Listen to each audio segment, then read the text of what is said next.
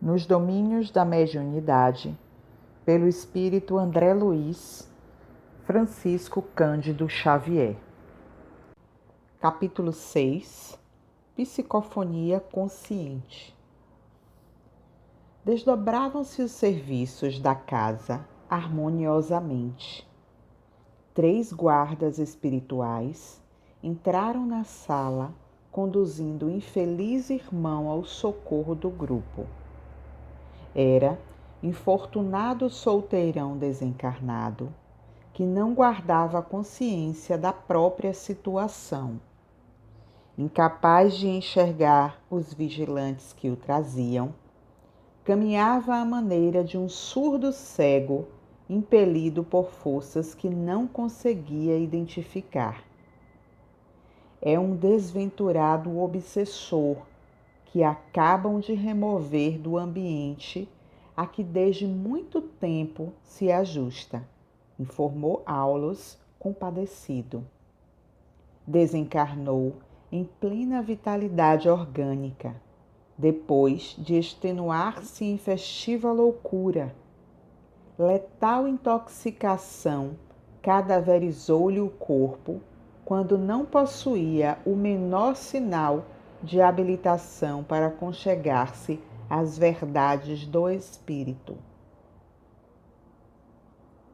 E como quem já conhecia as particularidades da prestação de socorro, que de certo fora antecipadamente preparada, continuou explicando.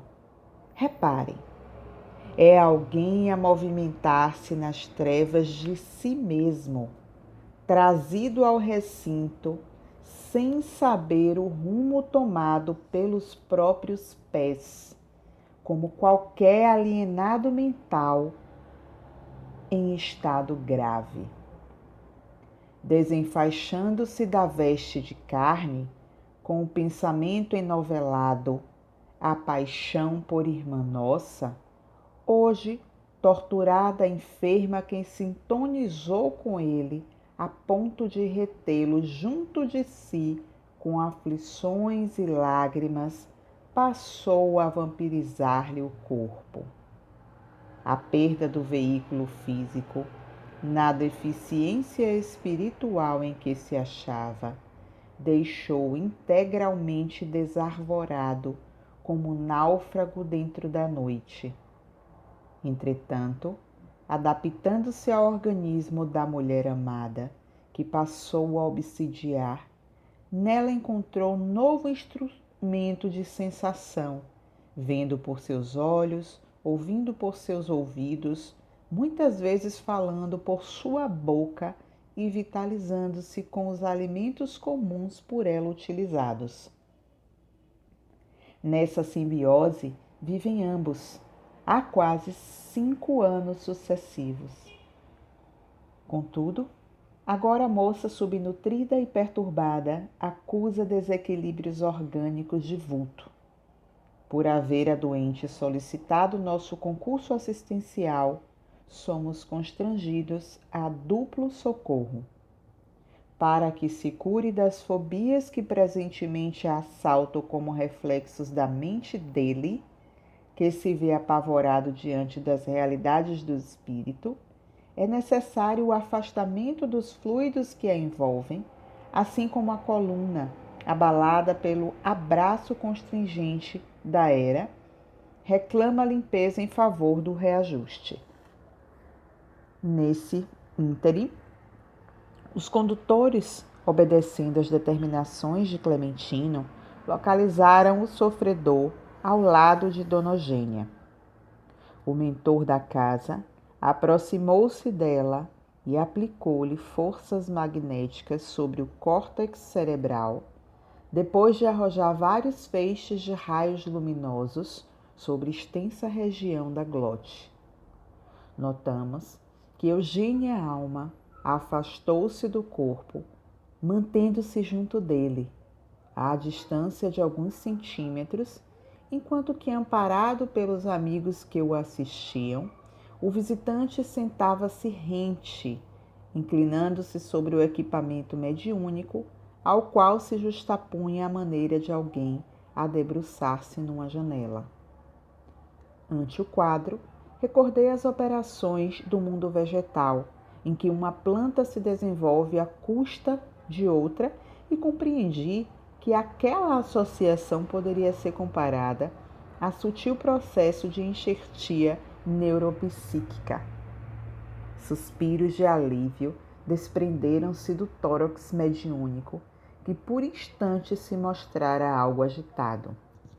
Observei que leves fios brilhantes ligavam a fronte de Eugênia, desligada do veículo físico, ao cérebro da entidade comunicante. Porque eu lhe dirigisse um olhar de interrogação e estranheza, Aulus explicou prestimoso. É o fenômeno da psicofonia consciente, ou trabalho dos médiuns falantes. Embora senhoreando as forças de Eugênia, o hóspede enfermo do nosso plano permanece controlado por ela, a quem se emana pela corrente nervosa, através da qual estará nossa irmã informada de todas as palavras que ele mentalize e pretenda dizer. Efetivamente, apossa-se ele temporariamente do órgão vocal de nossa amiga, apropriando-se de seu mundo sensório, conseguindo enxergar, ouvir e raciocinar com algum equilíbrio por intermédio das energias dela. Mas Eugênia comanda firme as rédeas da própria vontade, agindo qual se fosse enfermeira, concordando com os caprichos de um doente, no objetivo de auxiliá-lo.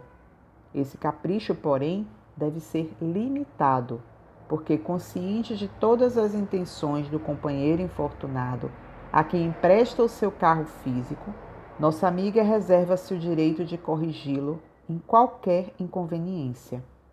Pela corrente nervosa, conhecer-lhe-á as palavras na formação, apreciando-as previamente, de vez que os impulsos mentais dele lhe percutem sobre o pensamento como verdadeiras marteladas. Pode, assim, frustrar-lhe qualquer abuso, fiscalizando-lhe os propósitos e expressões, porque se trata de uma entidade que lhe é inferior pela perturbação e pelo sofrimento em que se encontra, e a cujo nível não deve arremessar-se se quiser ser-lhe útil.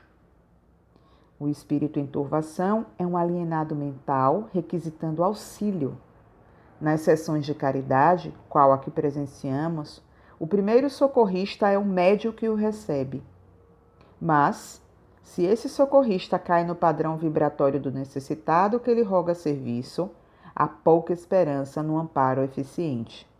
O médium, pois, quando integrado nas responsabilidades que esposa, tem o dever de colaborar na preservação da ordem e da respeitabilidade na obra de assistência aos desencarnados, permitindo-lhes a livre manifestação apenas até o ponto em que essa manifestação não colida com a harmonia necessária ao conjunto e com a dignidade imprescindível ao recinto.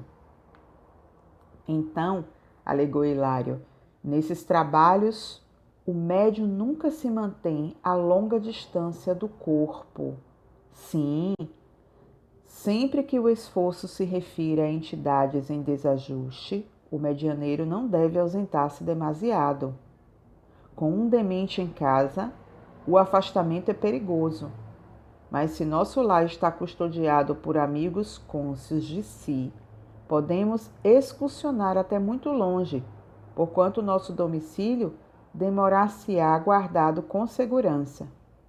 No concurso dos irmãos desequilibrados, nossa presença é imperativo dos mais lógicos. Fitou Eugênia preocupada e vigilante, ao pé do enfermo que começava a falar, e sentenciou. Se preciso, nossa amiga poderá retomar o próprio corpo no átimo. Acham-se ambos num consórcio momentâneo, em que o comunicante é a ação, mas no qual a médium personifica a vontade. Em todos os campos de trabalho, é natural que o superior seja responsável pela direção do inferior. O visitante passou a destra pela face, num gesto de alívio bradou transformado. Vejo, vejo. Mas por que encantamento me prendem aqui? Que algemas me afivelam a esse móvel pesado? E acentuando a expressão de assombro, prosseguia. Qual o objetivo dessa assembleia em silêncio de funeral? Quem me trouxe? Quem me trouxe? Vimos que Eugênia, fora do veículo denso, escutava todas as palavras que lhe fluíam da boca, transitoriamente ocupada pelo peregrino das sombras, arquivando-as de maneira automática no centro da memória. O sofredor, disse o assistente convicto, ao contato das forças nervosas da médium, revive os próprios sentidos e deslumbra-se. Queixa-se das cadeias que o prendem, cadeias essas que em 50% decorrem da contenção cautelosa de Eugênia. Porta-se dessa forma como um doente controlado, qual se faz o imprescindível. E se nossa irmã relaxasse a autoridade? Inquiriu Hilário curioso. Não estaria em condições de prestar-lhe benefícios concretos, porque então teria descido ao desvairamento do mendigo de luz que nos propomos auxiliar, esclareceu nosso instrutor com calma. E numa imagem feliz para ilustrar o assunto, ajuntou. Um médium passivo em tais circunstâncias pode ser comparado à mesa de serviço cirúrgico, retendo o enfermo necessitado de concurso médico. Se o móvel especializado não possuísse firmeza e humildade, qualquer intervenção seria de todo impossível. Mas nossa amiga está enxergando conscientemente a entidade que se lhe associa ao vaso carnal com tanta clareza quanto nós? Perguntei por minha vez, atento aos meus objetivos de aprendizado.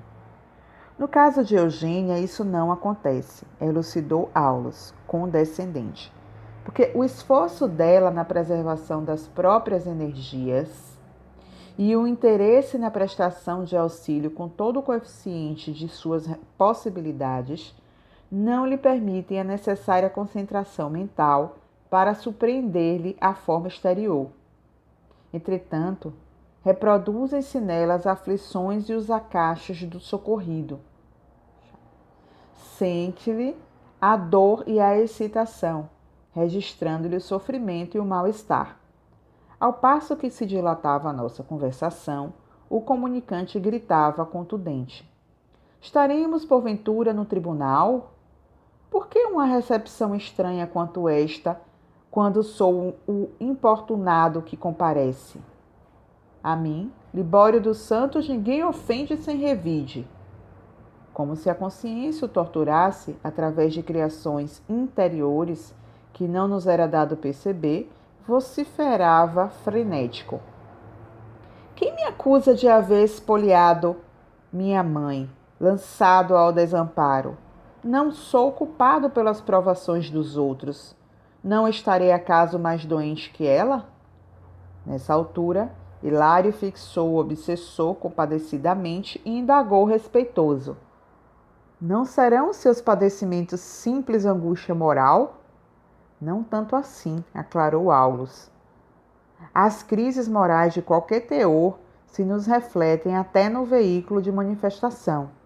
O beneficiário desta hora tem o cérebro perispirítico dilacerado e a flagelação que lhe invade o corpo fluídico é tão autêntica quanto a de um homem comum supliciado por um tumor intracraniano. Demonstrando-se sumanamente interessado no estudo, Hilário acentuou. Se fôssemos nós, os companheiros encarnados, com sede de maiores conhecimentos da vida espiritual, poderíamos submetê-lo a interrogatório minucioso? Estaria em posição de identificar-se perfeitamente? Aulus abanou levemente a cabeça e considerou. Nas condições em que se encontra, o cometimento não seria viável. Estamos abordando apenas um problema de caridade, que se reveste, porém, da mais elevada importância para a vida em si.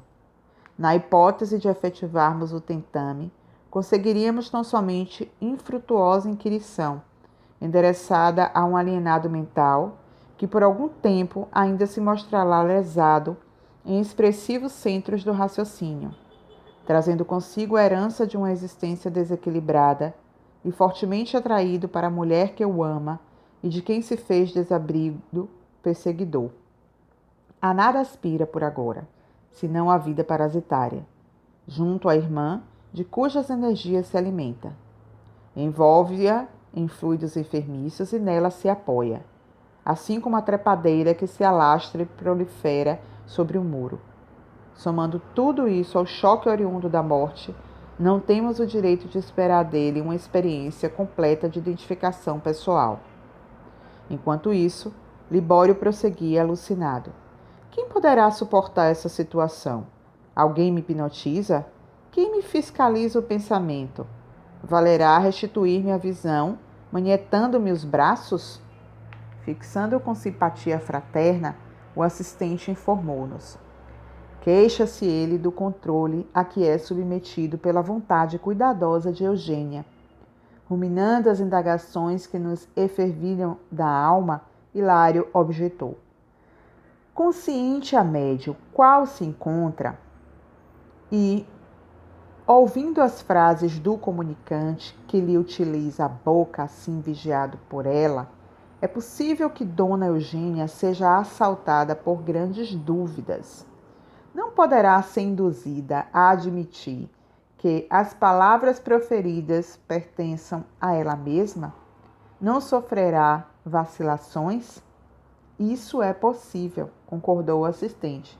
No entanto, nossa irmã está habilitada a perceber que as comoções e as palavras desta hora não lhe dizem respeito.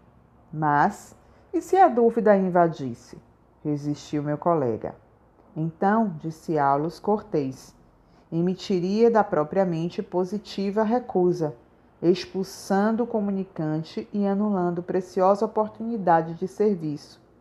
A dúvida, nesse caso, seria congelante faixa de forças negativas.